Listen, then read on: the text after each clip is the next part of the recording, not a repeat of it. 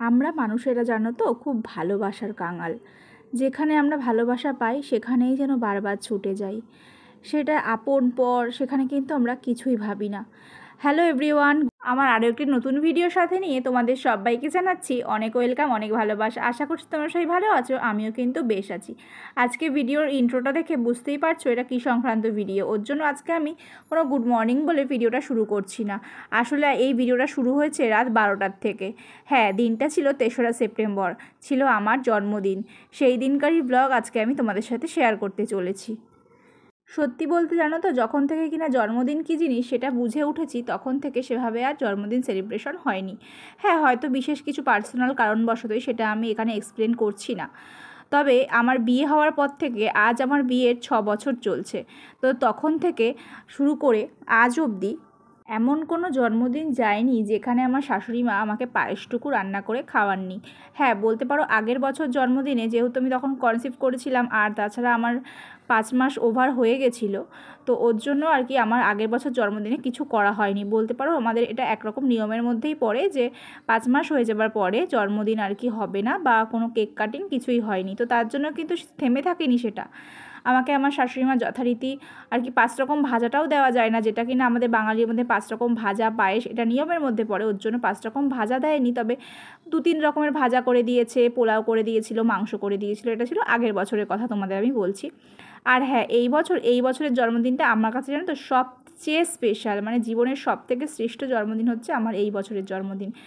আসলে কি বলো তো, আমরা মেয়েরা যেদিন কিনা মাতৃত্বের স্বাদ গ্রহণ করি না, সেই দিনই মনে হয় আমরা মেয়ের রূপে জন্মগ্রহণ করে সার্থক। ঠিক আমার সাথে তেমনটা হয়েছে। হ্যাঁ, এটা অ্যাকচুয়ালি আমার পার্সোনাল মতামত। তো আমার এবছর জন্মদিনে আমি আমার ছেলেকে পেয়েছি, ভগবান আমাকে আমার ছেলেকে দিয়েছে। তো এই জন্যই বলতে পারো। তবে হ্যাঁ, এই বছরের জন্মদিনটায় কেন জানি না এতটা স্পেশাল হওয়া সত্ত্বেও কোনো একটা দিক থেকে খারাপ লাগছিল। কেন আমি সেটা নাই বা বললাম, এটা পার্সোনালি আমার মতামত বলতে পারো। হ্যাঁ, তোমরা এবার বলতে পারো যে তাহলে তুমি যখন বলবেই না তাহলে আবার এখানে ভিডিওতে বলছো কেন। যাই হোক, ওই যে ভিডিওর কথার মাঝখানে বলে ফেললাম। তো দেখো, আজকে সকাল থেকে না তেমনভাবে কোনো আমি ভিডিও শেয়ার করিনি। আর কি গতকালকে রাতে আমার বর আর কি সেলিব্রেশন করেছে কেক কাটিং করে, আর সকালবেলা উঠে তেমন কোনো ভিডিও করিনি। তোমাদের আমি দেখালাম আমার বর আর কি ওই পোলা বাঁধানোটা দিয়েছে, আর সকাল থেকে উঠে শাশুড়িমা রান্না বান্না করেছে, আমি সেগুলো কিছুই করিনি। ওই যে বললাম ভালো লাগছিল না। আর এই মানুষটি দুপুরবেলা কাজ থেকে এসে আমার জন্য দেখো পায়েস রান্না করছে।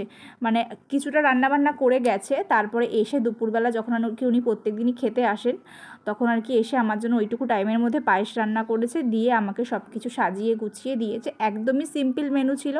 5 রকমের ভাজা ছিল, 5 রকমের মিষ্টি, দই, মাছের ঝোল আর হচ্ছে পায়েস, ব্যাস এইটুকুই। আর হ্যাঁ, আমার বড় কিন্তু কম যায় না জানো তো, ও কিন্তু ওর মায়ের সাথে সাথে সব কিছুকে গুছিয়ে টুচিয়ে দিয়েছে, আর এই দেখো আমাকে খেতে দিয়েছে। আর আমি যে নাইটিটা পরে আছি, ওই নাইটিটা কিন্তু আমার শাশুড়ি মাই আমাকে এনে দিয়েছে। তোমাদের আমি আগে একটু দেখালাম না যে 2টো নাইটি রয়েছে, ওটা আর কি আমাকে আমার শাশুড়ি মা এনে দিয়েছে আমার বার্থডে গিফট হিসেবে।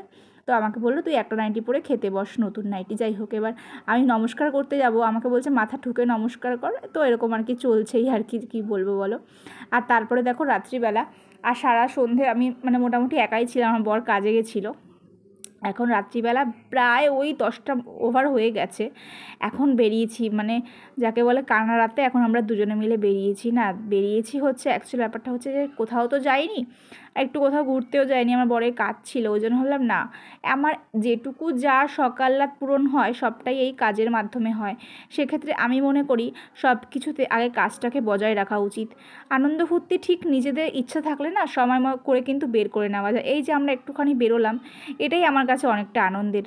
কেননা আগে কাজ করে তারপর তুমি সব কিছু করো। তুমি যেটার দ্বারা সব কিছুকে করবে সেই কাজটাই যদি তোমার ঠিক না থাকে, তাহলে তো কোনোভাবেই কোনো কিছু হয় না বলো।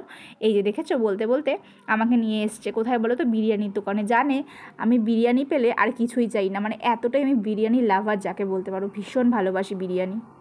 তো ও কাজ থেকে আসার পথে নিয়ে আসতেই পারতো, সেটা কোনো ব্যাপার নয়। ওই যে একটু বেরোবো মানে একটু ছুতো যে না একটু বিরিয়ানি আনতে চাই, তাহলে একটু ঘোরাও হবে দুজনের। তো এই আর কি, দেখো এখন এই যে আমরা বিরিয়ানি নিচ্ছি, আর আমি একটা শর্টস করছিলাম বলে আর কি এভাবে আর কি শর্টটা তুলছিলাম বিরিয়ানির।